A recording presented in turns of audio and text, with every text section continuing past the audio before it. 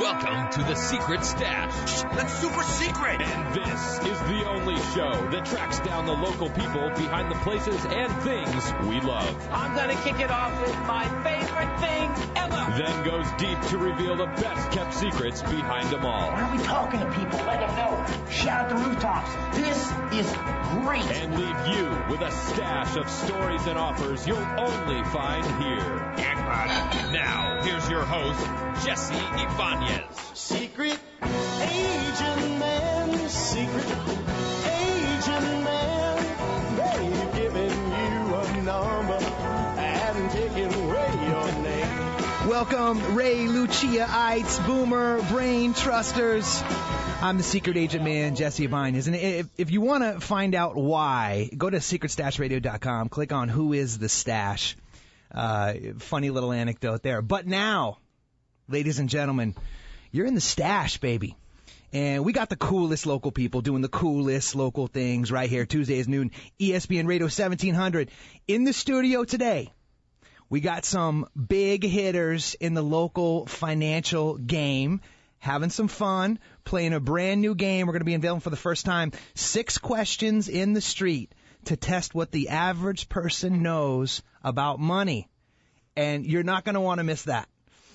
We also got Tammy Anderson, who needs our help fighting for autism and has the ability to win, wait for it, 100,000 large from NASCAR. And I can't wait to give her the mic and share with her what we can all do to aid her cause very shortly. And as always in the house, you will see decorated around the table if you catch us on the rebroadcast on YouTube. Delush also in the house is fueling our segment with some high-octane, who knows, something they concocted from the lab. I think this is a perfect mix of the naughty and nice. I think that's what I heard. Yeah, so it's like you go check out Delush.com or you go pop into one of their stores, you'll see that they do this thing where, like, if you want to go get something that's good for you, they got that. And if you want getting something that's kind of slutty and good for you, too, they got that. So this is kind of a nice little blend. I guess it's the shot of espresso. So thank you, Jeff and Delush crew, for keeping us fueled for the day here. And then little sweet, little healthy almond milk to kind of soothe it over in case you want to get a little healthy with it, too. Antioxidants. I think they even dropped some chia tea in there. And then the cinnamon's a cherry on top. So thank you, Delush. Round of applause for Delush. Loving that. So let's do some proper introductions and let's see who's in the house. Our featured guest today. First, to my right, a gentleman who, God, man, I'm getting sick and tired of seeing. I see this guy all day because his name is Jeremy Beck, and he is the mortgage planner with the Greenhouse Group. That's right. So, Jeremy, how are we today? Doing great, man. Thanks for having me on. You bet, man. Tell us a little bit more about you. About me. Well, I took some notes here so I could remember. Right. That.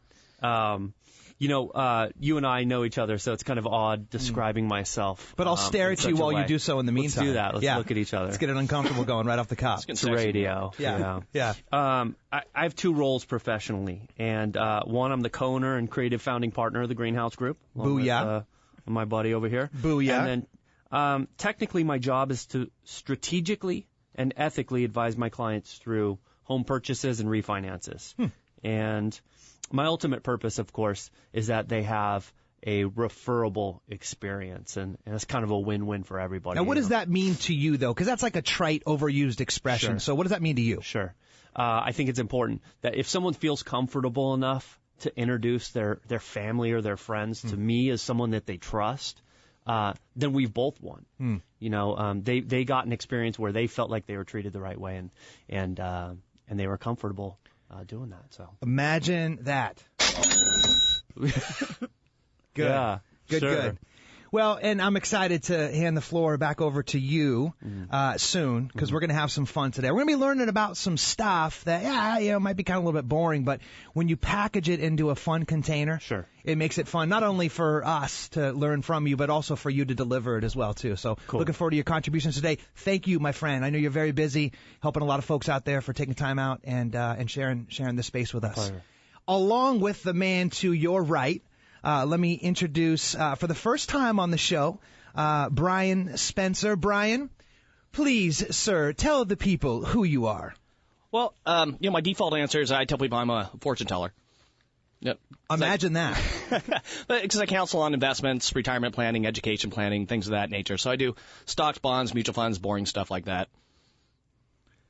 But you make it fun. Yeah. Yeah. So say more about how you do that. Like I got you on the show here today, not just because you're the only guy in that space who does that, right? Right? I know you, and I know that you have a very unique spin and approach and container that you put that conversation in. So say a little bit more about that. Well, we do. I have a huge passion on this. I mean, it really is my mission in life is to let people know that we, especially for Generation X and Y, we really need to start getting in the habit of paying ourselves first, right? Because it's a pretty good possibility that Social Security is not going to be around in the same fashion that it is today for our generation. Yeah. So that being said, as you and I put our heads together, we're like, how can we make this boring, dry subject fun to a lot of people? Because it's something that impacts all of us. We all spend money with finance is something that touches every single one of our lives, but to a lot of people it's boring, it's dry. And so how can we package this in a way that makes it fun and entertaining? Well, make a game out of it. Yeah. Yeah. And that's the container that we set up for us today. But I want to tease it a little bit though, because this inspiration of the show was actually spawned by you. You and I were in a conversation, and we're old enough now to say that we've been through several incarnations of Tonight Show hosts, right? But the only one removed, I don't know if this was on his first incarnation or his second, but Jay Leno used to do a bit called Jay Walking, right? Where he would kind of get a pulse from the people, the average intelligence of people, not to assume anything, and he'd go out and he'd actually, to kind of ask them politic questions or, TMZ style stuff going on in the media. And the answers were hilarious and also very telling. And so say more about the inspiration for that container that you brought that for me for what it is that you do. Right. So I just wanted to put together something that where we hit the street and just ask the normal person and ask them, in the world of finance would be everyday questions to you and I or somebody who works in finance, but maybe to the average individual, they don't know what an IRA is. They don't know what a 401k is. They don't know how to start putting money away for retirement. So we wanted to put together some questions that really address that and turn that into an educational piece. Yeah. And Jer, you can find yourself inside that truth too, right? Because I mean, if you were to stack in a vacuum two of the things that were most correlated to dentistry on yourself, you'd probably say IRA and mortgages were right towards the top of that list. Sure. But you guys also know that these are two fundamental elements of someone creating a healthy pecuniary profile for themselves, right? Getting from where it is that they were to where it is that they need to be. Yeah. Buying a house, leveraging that through a proper mortgage plan. We're going to get to more on that in a little bit. Is a lot of the responsibility, you might say, that you have to the clients that have entrusted you with their help. You bet. So speak more to that a little bit. So how does that factor into what we're going to accomplish today? Both of the topics that we're covering today are really important financial instruments, and they can cost or save you tens, even hundreds of thousands of dollars over your lifetime. Right. Substantial amounts of money, and these are all built into a conversation where you might meet with somebody for a mortgage over the course of 30 days. Yeah. And how is that person helping you get to where you want to be? So it's a really interesting thing, and for me, I've been doing this 12 years now, which is crazy to think about. But sometimes it's easy to lose sight of what people, the average person, might know or think about the process as opposed to what I take for granted because I'm in it every day. Yeah. So this is a really cool way to kind of test the waters of what people out there walking the streets really know and think. Yeah, and I was almost shocked. I cheated a little bit. He, of course, as the host, I already listened to the questions and the answers. Yeah. That our buddy Adrian went out, their show producer, went out and gathered for us. And so I'm excited to have those unveiled for you so that we can gain from your insight and awareness as we play the game through. Brian, yourself as well. So you guys, thank you for your contributions. Look forward to getting started on this right away. But before we do, I want to turn the attention over to your right, Brian, because we have someone very special on the show today. Tammy Anderson. Now, Tammy, you want to talk about cool local people doing some cool local things. You guys, so listen, before I drop that, who she is she's a swim coach, right? And back in 95, I think it was, you had a very special student for the first time. and you realize the importance of what it is that you were doing for folks that have autism. And the corollary between those two modalities being a critical element for everything, for their confidence building, for their health, that whole, download that whole file.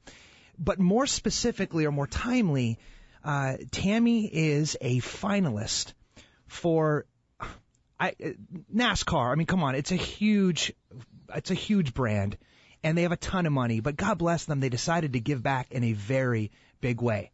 So they've got this thing they're doing called the Betty Jane France Humanitarian Award.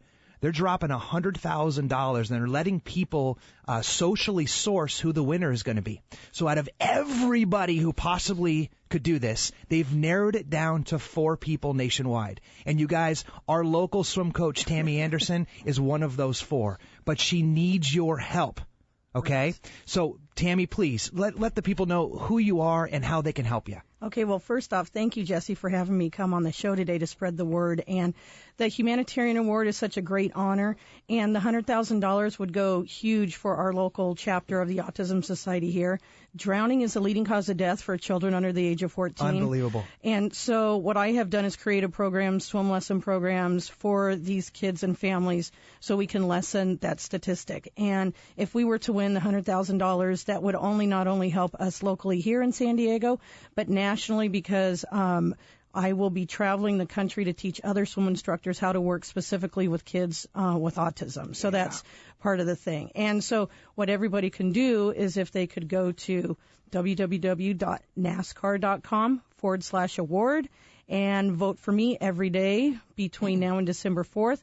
And hopefully we will be able to bring home the $100,000 grand prize and be able to save more lives here in San Diego as well as across the country. So basically a vote for me is a vote to help save a life. It's unbelievable what you're doing. I'm so humbled and blessed to have you on the phone, to be able to give you the opportunity to speak to this audience. You know, NASCAR is something that I think most people listening to the 4-letter tuning in right now know about.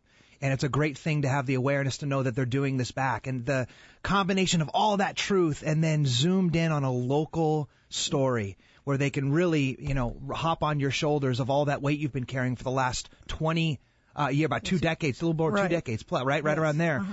And it's really easy to do. I've already done it twice. It's not one of those things, guys, where you vote once and that's it. They'll let you vote as many times as you want. Well, actually, you're only allowed 1 vote per day. But per day. Yeah, okay, thanks.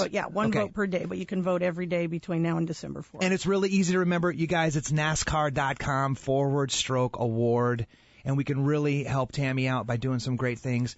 I'd love to see you get that.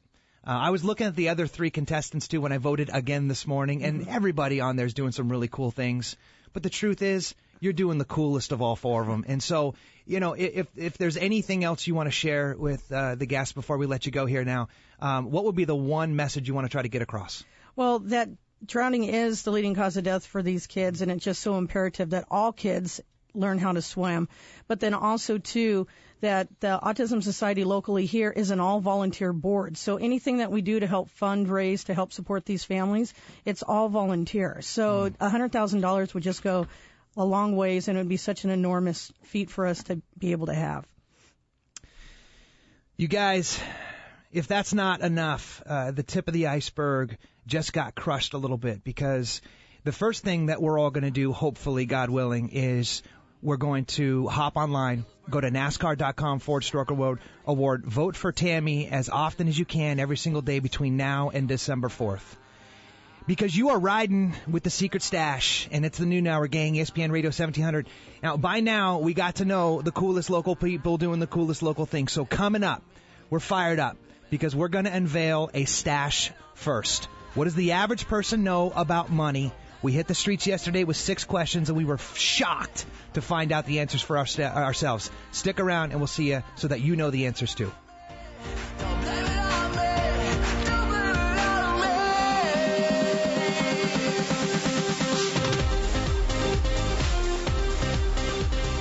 Be sure to follow the show on Facebook at Jesse's Secret Stash and on Twitter at Follow the Stash.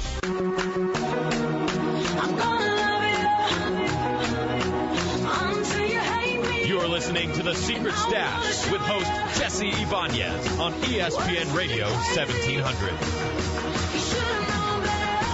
What's happening, gang? All right, you're back in the stash. We got you live here for your noon hour, and we're going to do something fun, a little bit unique. First time in the stash, definitely, for sure today, because the stash went out to the street, and they hit up some peeps for some very important, we'll call them the 6 most fundamental money questions you might get asked, and we're excited to hear what their answers were and what we're all going to learn from it. So, Jeff, why don't you roll that? Let's get this party started. Time now for Stash on the Streets. Get off the streets! Get off the streets! You think you know, I personally believe that U.S. Americans don't have them. but you have no idea. What you just said is one of the most insanely idiotic things I have ever heard. Now, here's Jesse Ibanez on ESPN Radio 1700. How about my man Bobby Wilbridge, man? Let's give him a little round of applause for that. That is art. I love that stuff. He cracks me up every day. Brought the doobies. Oh, good stuff, good stuff, good stuff. Now, all right. So let's set the table here a little bit for this. So what we decided to do was, break it down at its fundamental core. We're not talking about, level 7, level 8 stuff that you would only have with an MBA in finance or something like that. We're talking about fundamental stuff that we feel like everybody needs to know at a bare minimum if they're going to stack some chips and do this whole money thing effectively, right? So, in no particular order, we're just going to start running through some of these. The guys don't know what the answers are. They were given the questions, so we went and hand-selected our 6 favorite from the longer list, okay? And they're going to play a little game, and we're going to play with them. So we're going to unveil the question, right? Okay? And then we're going to take it back into the studio, and we're going to let our 2 expert panelists riff on what they think needs to be known at a fundamental level about that said space, and then guess whether they think the person is going to get it right or not. And I'll be keeping some score over here, and who knows, there might be a little friendly side wager going on under the table between them. But let's get this party started. So, Jeff, why don't you introduce our first contestant, please? What is an IRA? A, a sports car, B, a retirement account, or C, a type of cash? Okay, all right, okay. So if you didn't hear that question, that was actually Adrian out in the street grabbing Kelly, I think, who is said to be 22 years old, Hispanic, but not a homeowner, okay? So obviously this is to our expert panelist, Brian Spencer, certified retirement planner, right? That's right. Okay, good. So Brian, what can you tell us about this question? What do you think? So an IRA, it's a basic retirement account that essentially anybody can open up as long as you're below a certain income threshold. So an average person just starting out in the workforce, typically they can open up an IRA. It's a retirement account where the money goes in pre-tax. Ideally, you're supposed to keep it in there till at least you're 59 and a half years old, and then when the money comes out, it comes out post-tax. Or it comes out taxable at ordinary income. Okay. So the idea of this is you put money in, put it into typically something like a mutual fund, stock, or bond, something that's going to give you a fighting chance to earn a higher interest rate than what a CD or money market account can pay. It's a long-term investment strategy, and then you have money available for you when you're ready to stop working. Okay. Fair enough. So I would imagine that a sports car or a type of rash, Is that what it was? It's type of rash, yeah. Probably not, but who knows? But someone who's 22 years old, I wouldn't really expect them to know what an IRA is. So I say more about that, though, because I think that's what we're trying to drill into here. Well, a lot of clients that come into my office, really, they have no idea what an IRA is, what a 401k is. They just know that there's something out there that their parents told them about. So the younger clients that I have that come in have no idea what this stuff is. So honestly, what's the average age of a client that comes in and talks to you for the first time about an IRA? It's all over the place. It's anywhere between someone who just graduated high school to someone who's been in retirement for 7 years. Someone who graduated high school. That dude is on it. Yeah, no kidding. I was thinking about how I was going to afford beer money when in college when I did that. Well, that's the kid with the really good head on his shoulders, right? Yeah. Because he's doing what his parents told him, go talk to Brian and open up an IRA. And typically they come into my office and say, I don't know why I'm here, but my mom told me to come here to open up an IRA. And so then I love those type of clients because it's just the teaching ability that I have and see the light bulb go off on their head when I can show them how important it is to put money away. So you're not in retirement sitting in a trailer park eating dog food. It's going to be so important. Wow. I just got a visual right there. A trailer park eating dog food. Is that a call to action? Is that on your business card? A picture of a dude in a trailer park That's eating why I'm dog trying to food? avoid people to go. But, when you don't start planning for the future, that's where you're going to end up. Okay. So, again, the question was, what is an IRA? Sounds like from you, this is a good one that we use then because it's a fundamental one, right? It is. Now, of the three answers, which one do you think Kelly answered? Being Kelly's not a homeowner. She's 22 years old. I'm willing to bet that she's probably going to think it's a sports car. Just being honest here. Okay. All right. Jeff, why don't you let us know what Kelly answered? An IRA. Uh-oh. Wait.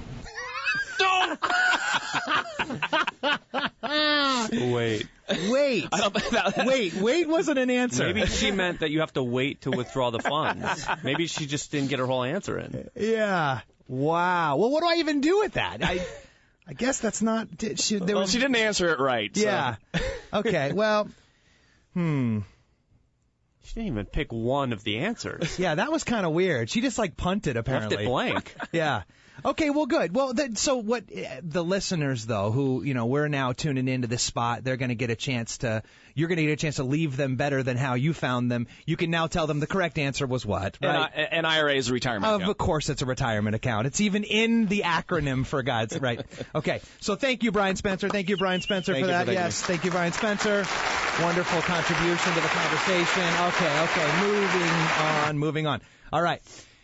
Now, Jeremy. It's like Millionaire, dun dun dun, when the spotlight's on you now. We're going to talk about a concept in mortgage now that I could imagine you get asked quite a bit. So without further ado, Jeff, let's run Jeremy's question in the street. How often can you refinance? A, once a year. B, every 6 months. C, as often as you like. Or D, none of the above. Okay, interesting. Okay, so the question is, how often can you refinance? Why don't you take us through that a little bit? Right. Well, I think, in mortgage in general, there's a ton of rules. And there's a lot of assumptions about how you can operate in this environment. Am I supposed to talk about the answer as I know it right now? The truth is the floor is yours. You're the expert, so you're going to do some learnings on how many times you can refinance. Well, so the truth is that you can do it pretty much as often as you want. Okay. Now, there's going to be some caveats to that, of course. The lenders are going to want to make sure that it's a benefit to you. They have some acid tests. They call it a benefit analysis. Okay. Make sure that you're not putting yourself in a hole. For example? So, maybe the person who's advising you is encouraging you to refinance even though it might not be in your best interest. Like your payment might be staying the same, but you're borrowing more money. Okay. There's no point in that. Okay. Those sorts of things. Okay. Now, one thing that happened back in the heyday, if you remember when stated income and all that stuff. Heyday was when? I don't know, mid-2000s, right? Okay. 2005, 6, when we started to see stated income loans, you didn't really have to qualify for your loan. What's a stated income loan? You just write in your income. You don't prove it. You're kidding me. No, that was the good stuff. You could just say I made $1 million. It supposedly had a sense of logic to it, but the liar loans. Yeah. Okay. Well, no wonder we got into all that problem then. Okay. So in the heyday, exotic mortgage. Okay, that was that. Yep. And so what would happen is people were borrowing more than they could qualify for, but then they were perpetually refinancing to get more cash out because they couldn't afford the payments that they were qualifying for because it was under false pretenses. Interesting. So it was almost like it was eating itself. It was like a little death spiral. Okay. Yeah. And so what happened is a lot of people financed themselves out of their homes, and they lost their homes. Interesting. Okay, now thank you. That's beautiful. So the table is now set. What do you think Jerry, 65 years old, white homeowner, answered to that? 65. Once a year. Every 6 months. He does own a home. None of the above, or as often as you would like. He has to have done it so many times. I'm gonna say he'll know this as often as you like. So what I think he's gonna answer. Your guess is that he's gonna know. You will be able to do it as much as you would like. Jeff, unveil the answer, please. I think as often as you like. Oh, he got it right. He got it right. He got it right. Okay, good. Right. So I don't even know how to score that for you, Brian. We'll just call that a null vote. And Jeremy is 1 on the board. Yeah. Very good. Very good. Congratulations, you guys. You're making us smarter. You're making us smarter. And I think coming back up, it's safe to say that we're going to get a little deeper into this, okay? So what is an IRA? For God forbid, I would hope that most people would know that wasn't a sports car. And the concept of you're a homeowner, the chances of them knowing that that's an option for them out. So we'll call that level 1. And on the backside of this quick 3-minute break, gang, we're going to get a little deeper into level 2. So stick around. We're in the secret stash on the street, making you smarter than everyone else. If you missed any of the show, check out the podcast at secretstashradio.com. Put your hands in the air. You're listening to The Secret Stash with host Jesse Ibanez on ESPN Radio 1700. What's up, gang? You are in the stash for your noon hour, and we're dropping the coolest local people doing some cool local things. We just learned from Tammy Anderson, and she's doing the autism charity. She's trying to fight right now for $100,000, so you can help her out by going to NASCAR.com/award. And we're also in here trying to get smart. We're trying to get all smartened up. So we got 2 panelists in the house. Expert panelist Brian Spencer, who takes care of all the IRA, retirement money stuff, financial planner. Thank you for being here, my friend. I know you're a very busy gentleman. And also my man, Jeremy Beck, co-founder of the Greenhouse Group Mortgage Planner, which, by the way, mortgage planner, I'm going to get to that in a little bit. Why would you call yourself a planner? I haven't really heard a little pattern interrupt there. So we're going to get a chance to hear from Jeremy when he explains why. But in the meantime, you guys, we're in the street. And we went out yesterday. We hit up some people.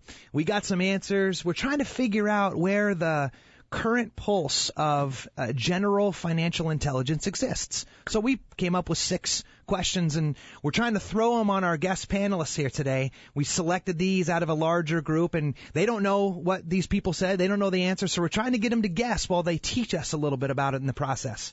So let's pick up right where we left off, Jeff. If you could, why don't we get into our next, I think it's Emily. So let's see what question Emily got to answer. For Generation Y, which is people aged 38 and younger, under current law, will get the full retirement amount that they've been promised by Social Security. Ooh, that's a good one. We were just talking about that earlier. That's Yeah, so it's a true or false, right? So that's easy enough. I guess you got a coin flip on this one, whether Emily, 16 years old, white, not a homeowner again. So what can you tell us about this? 16. Wow. Well, here's the thing. I don't know if this looks familiar to you, Jesse, but the Social Security Administration used to send out a letter. They stopped for a while. They're going to start it back up. Yeah, I haven't seen that letter in a while. Yeah. You had to go to the website now, but they're going to start it back up now. But a couple months before your birthday, they used to send out, how much money you made and what years. I remember that. And then they would tell you how much Social Security that you're promised. Yeah. At whatever age you retire. I remember being depressed every time I read that number. Yeah. Me too. I mean, it really depressed in 1991 when I earned $210. I must have cut someone's lawn that year or something. Yeah. But along with that letter that tells you how much Social Security's that you're promised, there's also another letter that accompanied it. And what I thought was really interesting, and this is from the horse's mouth, says, will Social Security be around when I retire? This is from Social Security Administration. It's like a disclaimer almost. Well, let me read it to you. Yeah. So will Social Security be around when I retire? The Social Security Board of Trustees now estimates that based upon current law, in 2041, the trust funds will be depleted. Wow. Because people are living longer and the birth rate is low, the ratio of workers to beneficiaries is falling. Therefore, the taxes that are paid by workers will not be enough to pay the full benefit amounts scheduled. Uh-oh. Wow. So basically this just happened to everybody's dreams of Social Security. So Damn. So they tell you, hey, this is how much we're promising you, but here's the disclaimer: don't expect the full amount. Okay. Wow.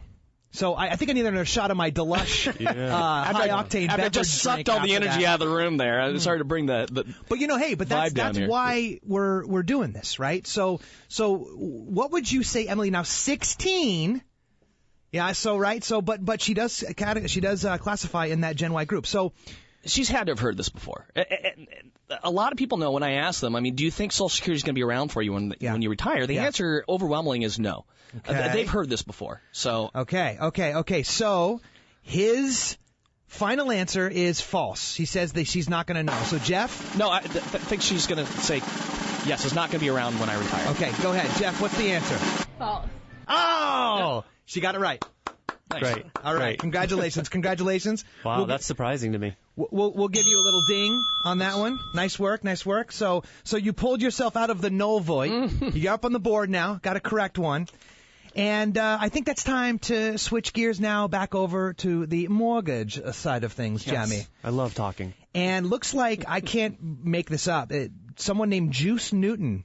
We actually found someone named Juice Newton. Yeah. Isn't that He plays on Sons of Anarchy, right? Juice? Wait a minute, Juice. That sounds familiar. I think, is that a celebrity? Yep. It is a celebrity. Singer, Angel of the Morning. Oh, just call me Angel. Oh. Are you serious? Yeah, that's her. So apparently our producer, Adrian, is hooked up in the gilded group of are you serious? Yep, she's my friend's mom. That sounds like a story behind the story. We'll get to that. But Jeff, let's keep the game intact. What question did Juice Newton get asked? What is the current federal funds interest rate, a.k.a. the Fed rate? Okay. A, Ooh. 0 to 1%, B, 2 to 3%, C, 4 to 5%, or D, 6 to 7%. You can hear me chomping at the bit right there, too, because I got excited. This is an interesting topic. Also because a lot of people mistake the two, right? What the Fed funds rate is, the overnight rate, and then what you can borrow mortgages at. So, Jer, educate us.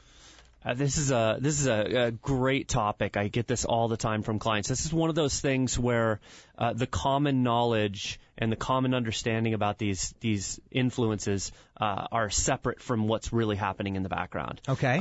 So a lot of people hang their hat on the Fed. You know, every time the Fed meets, are they going to change rates? And now, is it an influential factor in the economy in general? Absolutely. That's non-negotiable. However, what people don't know is that, yes, can I hear it? Oh, I see. Jeff's giving us a teaser. My man Jeff on the engineering board. I love it. Yeah. Almost as if it's like lullabying us all the way through the segment. Nice work, my man. I started feeling all good about myself. Yeah. Channeling your inner Juice Newton. Yeah. Good stuff. So, anyway, the fact is that the Fed rate is the rate at which banks lend each other money. Right. Okay? So it really, it's detached at a level from what the rest of us experience in terms of interest rates. Right. Now, that, of course, affects the ability for people to borrow money. So if I'm lending you money and I get my money at a low rate, you get it at a slightly higher rate, but it's still relative to what I'm borrowing at, right? So the bank's cost of money increases and decreases based on these decisions that are being made. Well said. So in some ways, yeah, it does affect it, but there's not that direct link that a lot of people equivocate. Okay. Except the one exception is HELOCs or lines of credit or adjustable rate mortgages are sometimes tied to the prime rate. And the prime rate is actually a rate that the Wall Street Journal publishes and creates based on the rates that banks give their best customers. Interesting. Isn't that cool? So what I'm kind of hearing you say, if I could synthesize a little bit, is that there's really two threads kind of playing here right now, and they sometimes work directly with one another, sometimes indirectly with one another. And so basically what you've got is something that indirectly but strongly influences something else. The Fed rates directly influence the cost that banks borrowing money, and then of course that directly affects their ability to lend money. As clear as an unmuddied lake, as I would like to say, right? So you can see why this is a huge cause of confusion, because a lot of people go off of that published rate. They think, oh, the Fed, I turned on the news and they said rates are going up. Not necessarily your home loan mortgage rate. Yeah. Right? If the Fed, not even close. Yeah. Okay. Good. Yeah. So there was a lot of answers, options here. It was answer A was 0 to 1%. Yep. 2 to 2 to 3. Yep. C was 4 to 5. D 6 to 7. What do you think? Juice Newton. Unbelievable that happened, by the way. What do you think her answer was? I think it's extremely rare that people know this, the actual number. And so I'm going to say that she does not get it right. So you think she's going to either do B, C, or D? That's right. Okay. All right. Jeff, my man, why don't you tell us what Juice Newton, the angel in the morning, said? I can't remember. Actually, wait a minute. Bank to bank? Bank to bank might be 1 to 2%. Ooh. 1 to 2%. So she started off with I can't really remember. And then she dropped the 1 to 2%, which technically is within that first range. It's pretty darn close. That's close enough. I think, yeah. That's close enough. So I think I'm gonna give you the buzzer, buddy. I think you get the buzzer on that one because I think we could argue that a little bit, but I don't know if we have time. Yeah. Different show. Good. It's actually 0.25, by by the way. Is it really? Yeah. 0.25. Wow. How'd you like to borrow money at 0.25%? I would love it. Wouldn't that be cool? The concept of being your own bank is always something that I think we should all practice being. But in the meantime, we got to use the wares that are available to us. And speaking of that, my man, let's bring it back out with some Juice Newton. When we come right back, you guys, we're going to round out this conversation with what I think are two of the probably deeper questions that we could ask anybody. So let's test your own knowledge and let's see if you get these right. You're in the stash, baby. We'll be right back. Be sure to follow the show on Facebook at Jesse's Secret Stash and on Twitter at All the Stash.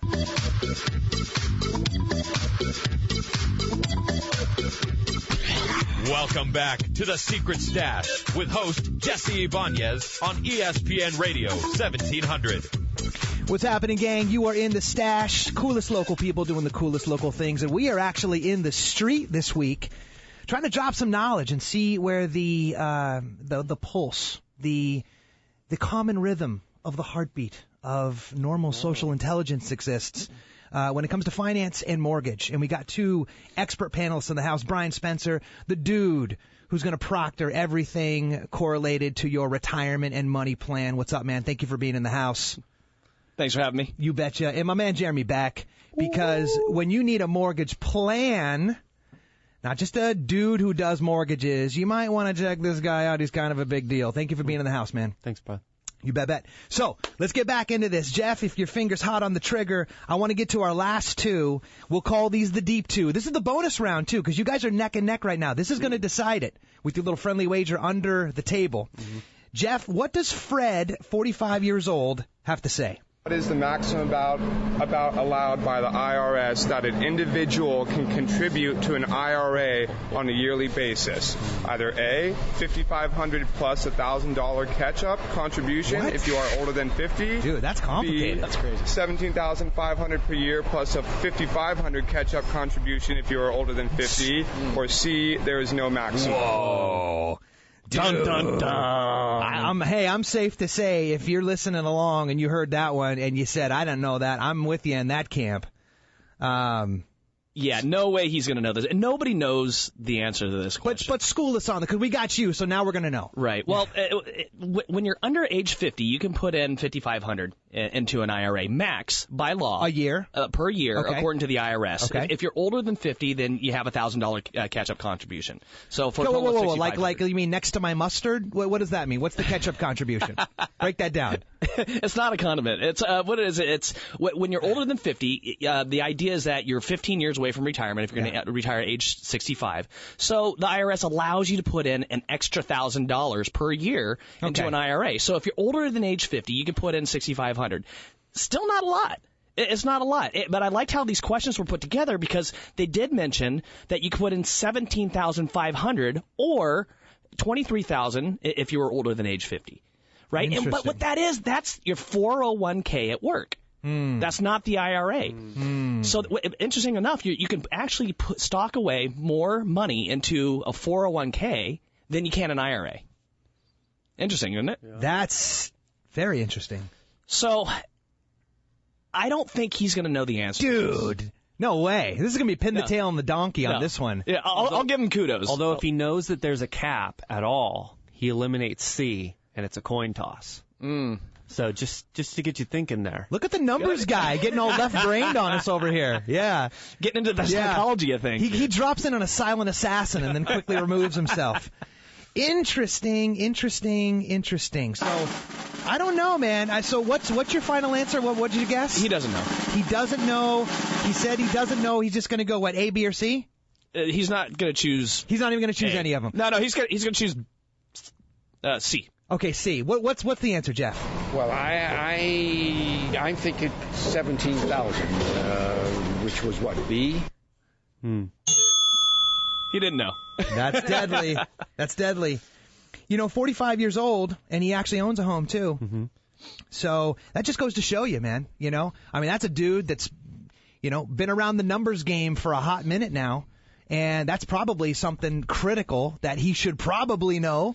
I'll be atop that list myself. I didn't know that either. 100%. And that really is one thing that nobody really knows how much you can put into an IRA or a 401k. Is when I do projections on, okay, if we start off at age 18 and we put in $5,500 per year, at how much can you expect to have at age 65?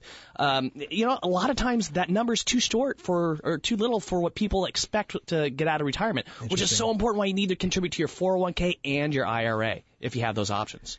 My man, Brian Spencer, dropping the heat live for you. Stash on the street.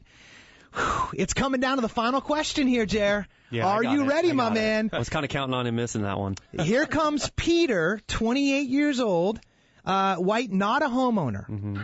Jeff, what do we got for him? Last question of the day. After foreclosure, how long do you have to wait to get a new home loan? A, 2 years. B, 3 years. This is a good one. C, 7 years. D, 15 months.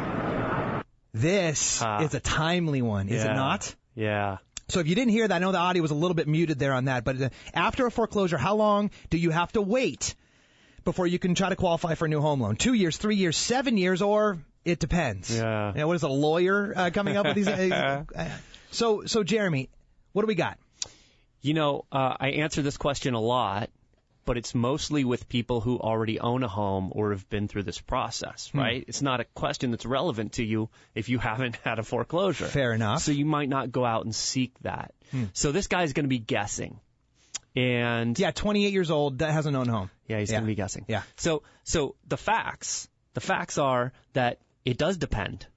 And that's why it's a little bit of a trick question, because it depends on what new program you're pursuing and what the circumstances of the foreclosure were. Look at you masquerading as a lawyer all up in here. Yeah, I know, it depends. It's my favorite answer. So conventional loans, it takes 7 years. FHA, 3. VA is 2. So the rest of those answers are real. Oh, and interesting. Similar to the financial planning conversation, where I think that guy answered based on information that he'd heard, but probably regarding his 401k. So here we are. So the correct answer is it depends. Now, do you think he's going to get it right when he guesses? Well, see, that's the thing, is he's guessing. And don't you always guess the wild card? So, what's your answer? I think he's going to say it depends. Just because he doesn't know. Okay. Jeff, what do we got, buddy? D. Ah, he got it right! He got it right! He might actually know, but he got it right. The guesser's answer. He got it right. So, what's the tally then, Jer? I know you got that one right. You missed the last one. I remember that one right, and then you got the first one right. So, a total of 2 for Jer. And Brian, I don't know what happened on that first one there. That was the no void, but you got the second one right. It's a bummer because it's not his fault. And you got the third one right? So, I don't know. We're just going to punt on this. Should we thumb wrestle over it? Yeah, maybe you guys will thumb wrestle. But while you guys do thumb wrestle, that'd be great for the YouTube video, by the way. The rebroadcast we'll get on Stash Radio, secretstashradio.com. I want to just make sure that the folks know how they can obtain some of this infinite wisdom should they be trying to confect their own little retirement plan and strategy to be able to have some chips when they get out, or should they be looking for, or in the future looking for, potentially buying a home or refinance the loan that they have already got. So, Jeremy Beck, my man, you said earlier you've been doing this for about 13 years or so, whatever, co-founder of the Greenhouse Group. Highest rated, most reviewed, 5-star real estate company in San Diego County. And you are a mortgage planner.